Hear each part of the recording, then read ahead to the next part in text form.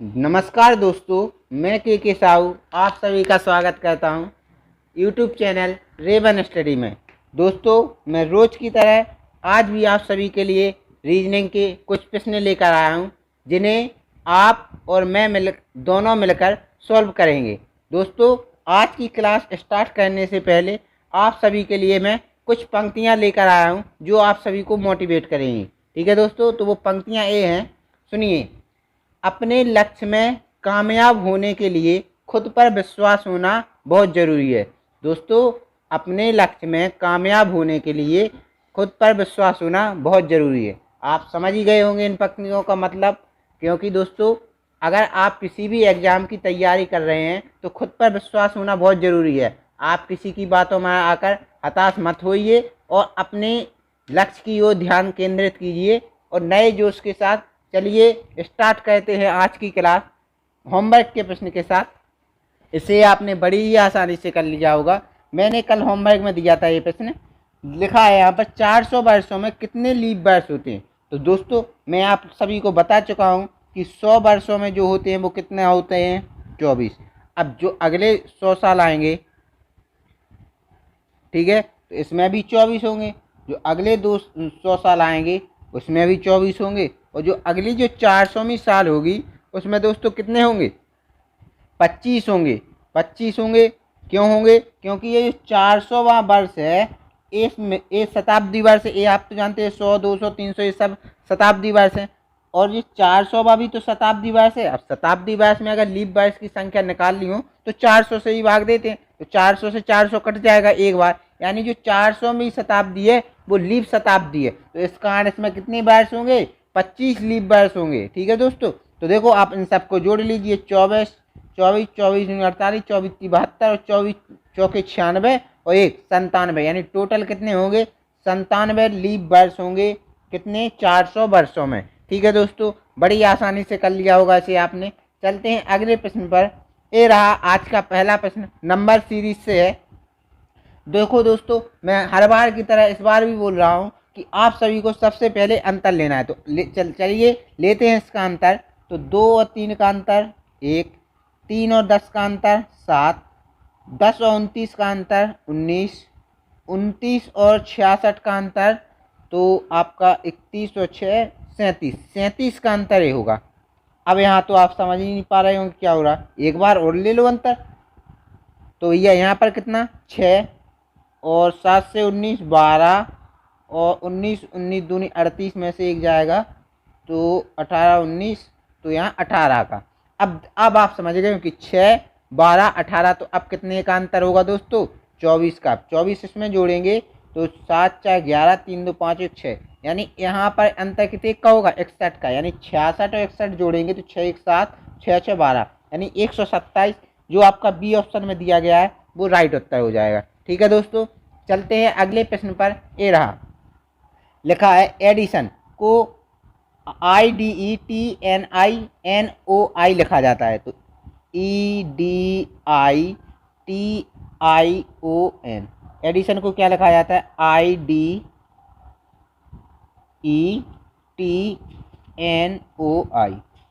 ठीक है दोस्तों, तो आप देख ही रहे होंगे कि इनका क्रॉस हुआ है केवल। देखो आई यहाँ आ गया, ई यहाँ चला गया, डी सेम जगह, टी यहाँ पर सेम जगह, आई यहाँ, एन यहाँ, ओ यहाँ। तो अब उसी प्रकार से मेडिकल का MEDICAL, तो दोस्तों बांट लेते हैं इसको इस प्रकार से। तो डी चला जाएगा यहाँ, ई एम पहुँच जाएगा यहाँ, और ई यहाँ हो जाएगा। अब आई तो जहाँ ज्यों करते हो रहेगा। अब इनको बदल देंगे तो एल यहाँ, ए यहाँ, सी यहाँ, यानी DEMILAC। कौन सी ऑप्शन में, देखिए दोस्तों, DEMILAC ए ही ऑप्शन है जो आपका सही हो जाएगा। ठीक है दोस्तों, चलते हैं अगले प्रश्न पर। ए रहा, लिखा है 182, इस जगह निकालना है क्वेश्चन मार्क की जगह। तो ये अब सबसे पहले इनका देखते हैं, तो इनका अंतर देखते हैं कितना होगा, 90 और 100 और जी 80, यानी 170 का अंतर है। अब तो यहाँ पर भी 170 का होना चाहिए कि नहीं, तो देखते हैं।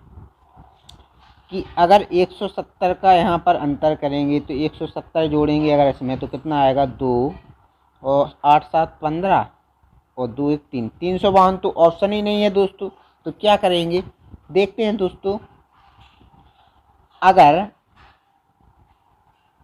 देखो ये सब जो संख्या दी गई हैं आप इनके आसपास वर्ग की संख्या देखिए। तो देखो आप ये देख रहे हैं 15 का वर्ग होता है, उसके आसपास की संख्या यानी 225। 225 में से अगर 15 माइनस कर देंगे तो 210 आ जाएगा। ये जो संख्या दी गई है ये 20 का वर्ग की है, 20 के वर्ग में से 20 घटा देंगे तो कितना आ जाएगा 380 आ जाएगा। इसी प्रकार ये देखो तो 14 का वर्ग है, इसमें से 14 घटा देंगे तो कितना 182 आ गया। अब आप देखो यहाँ 15 से 20 हुआ दोस्तों, तो 14 से कितना होगा 19, 5 बढ़ेगा ना। 19 का वर्ग क्या होता है 361 और उसमें से 19 जाएंगे तो घटा के देख लीजिए 361 माइनस 19 तो 11 में से 9 जाएंगे 2, यहाँ 2 हो जाएंगे, 6 में से 2 जाएंगे 4 और 3, 342 आपका सही उत्तर हो जाएगा ए ऑप्शन में जो दिया गया है। ठीक है दोस्तों, समझ गए। चलते हैं अगले प्रश्न पर। ये रहा गोल का संबंध फुटबॉल से। देखो दोस्तों फुटबॉल में गोल करके स्कोर को आगे बढ़ाया जाता है, यानी जो उसका गोल करने का एरिया होता है उसमें गोल करेंगे तभी तो अपना स्कोर बोर्ड आगे बढ़ेगा कि नहीं। इसी प्रकार बास्केट में बॉल डाल के, ऐसे कौन सा खेल है जिसमें बास्केट में बॉल डालेंगे और उसका स्कोर बढ़ेगा, किसका है तो बास्केटबॉल।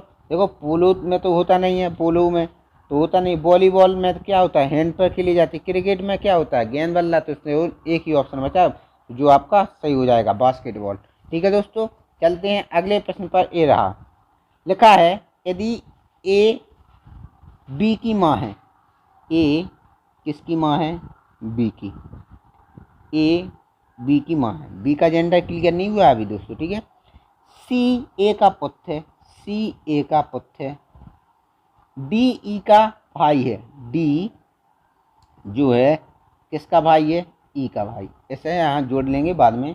ई बी की पुत्री है, यहाँ लिखा है ई बी की पुत्री है, यानी ई है जो वो बी की पुत्री है और डी इसका भाई है। अब क्या है तो ई की दादी या नानी कौन है, तो भैया बी का तो जेंडर क्लियर है नहीं, तो भैया उसने लिखा है दादी या नानी कौन होगी। तो देखो ए इनकी माता है, ई की माता कौन है बी और बी की माता ए है, तो भैया कौन होगा ए, ई बी की कौन ई है जो उसकी दादी कौन होगी ए कौन से ऑप्शन में दिया गया है डी ऑप्शन में, जो आपका सही हो जाएगा। ठीक है दोस्तों, चलते हैं अगले प्रश्न पर। ए रहा लिखा है राहुल 10 किलोमीटर पूर्व की ओर चलता है, ये ठीक है राहुल भैया हैं और वो 10 किलोमीटर पूर्व की ओर चलते हैं। ठीक है, ये चल गए 10 किलोमीटर। इसके बाद बाएं मुड़कर 3 किलोमीटर चलते हैं, बाएं मुड़ गए भैया और 3 किलोमीटर चल गए। ठीक है, इसके बाद वह दाएं मुड़ते हैं और 5 किलोमीटर चलते हैं, 5 किलोमीटर चला दिया। फिर वह दाएं मुड़कर 8 किलोमीटर चलता है, दाएं मुड़ गया और 8 किलोमीटर चल गया। ठीक है, अंत में एक बार दाईं ओर मुड़कर 3 किलोमीटर, दाईं ओर मुड़कर ये एक बार फिर से 3 किलोमीटर। तो वह प्रारंभिक बिंदु से कितनी दूरी पर, भैया प्रारंभिक बिंदु ए रहा, अंतिम बिंदु ए रहा, ए वाली दूरी निकालनी है आपको, ए वाली आप समझ रहे होंगे कर्ण का स्क्वायर बराबर लगेगी, वही लगेगी। तो बनाते हैं इसको, देखो ऐसे और ये ऐसे बनेगी ना। देखो जब आपकी ये टोटल 5 थी और ए इतनी 3 है, तो ए वाली जो हिस्सा बचा है ये कितना बचेगा आपका 2, तो ये 10 है और इतनी जब टोटल कितनी हो जाएगी 10 + 2 यानी 12। अब दोस्तों ये टोटल आपकी पूरी 8 है। ठीक है, और ए हिस्सा 3 है तो ए वाला हिस्सा भी 3 होगा, तो ए वाला कितना बचेगा 5। तो 12 5 और कितना होता है 12 5 13 होता है। कर्ण स्क्वायर वाला पाइथागोरस प्रमेय आप लगाइए तुरंत आ जाएगा। अब कौन सी दिशा है प्रारंभिक बिंदु से, तो यहाँ पर बनाइए सीधा प्लस का चिन्ह, ए पूर्व दिशा होती है आपकी, ए दक्षिण, कौन सी दक्षिण पूर्व दिशा 13 किलोमीटर, डी ऑप्शन हो जाएगा। या आप देख लीजिए कि 12 का स्क्वायर करेंगे, यहाँ लिख लेते 144 और 5 का कितना होता है 25, दोनों को जोड़ेंगे तो 169, और 169 का अगर रूट निकालेंगे तो कितना निकलेगा 13 ही तो निकलेगा, जो आपका डी ऑप्शन में दिया गया है।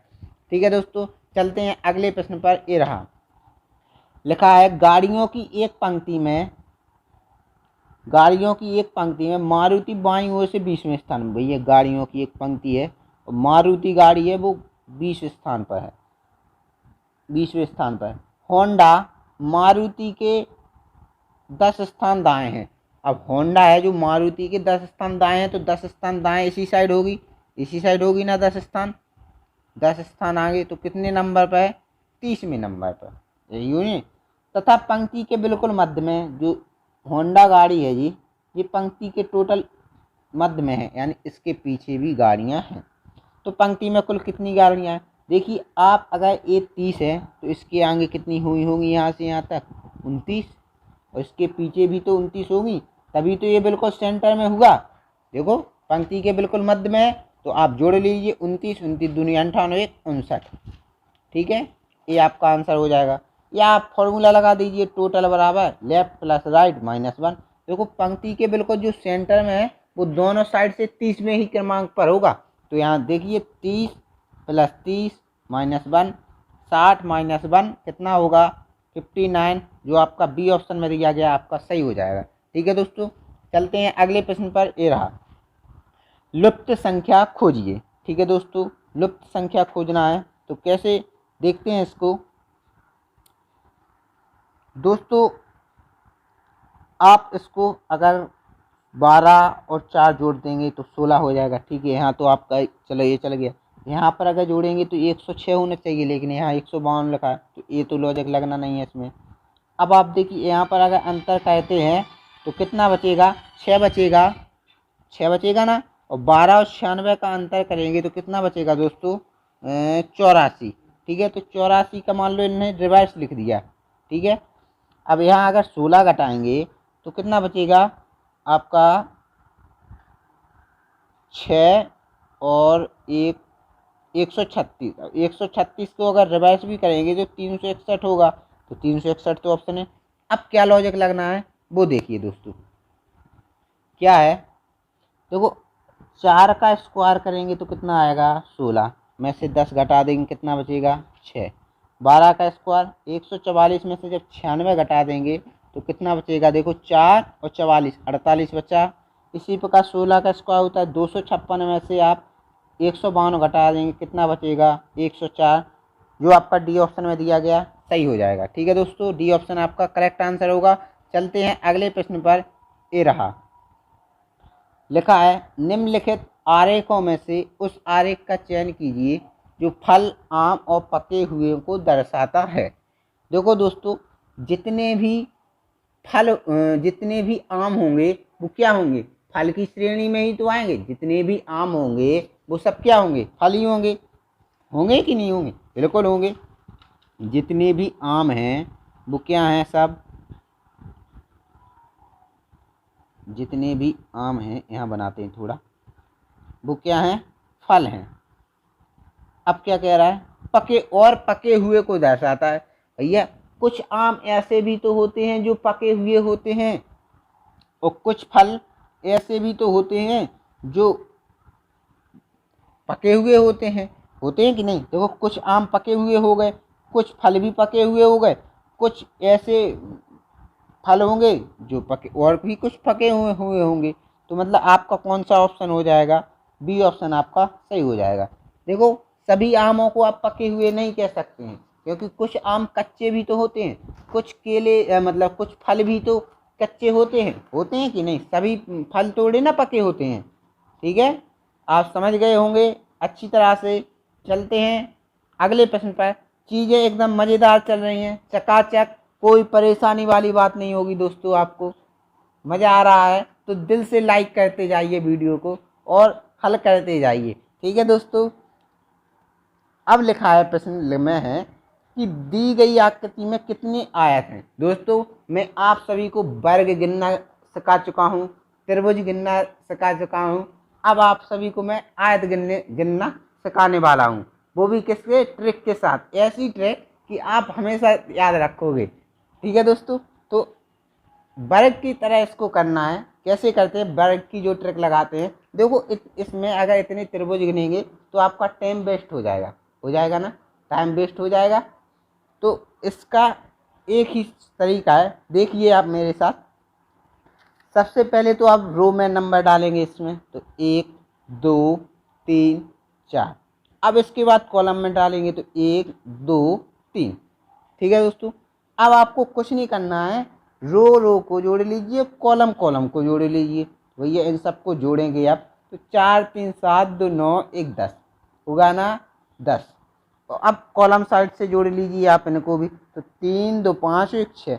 बस आपको कुछ नहीं करना है, बस रो और कॉलम को ऐड करने के बाद उनका गुणा करना है, और कुछ नहीं करना है दोस्तों, सीधा आंसर निकलेगा आपका। ठीक है, तो इस आकृति में कितने आयत हैं आपके, 60 आयत हैं। इस प्रकार की कोई भी आकृति मिल जाए आयत निकालने के लिए तो आप ये तरीका लगाइए, आपका तुरंत आंसर निकलेगा। ठीक है दोस्तों, चलते हैं अगले प्रश्न पर। अच्छी तरह से समझ गए होंगे आप।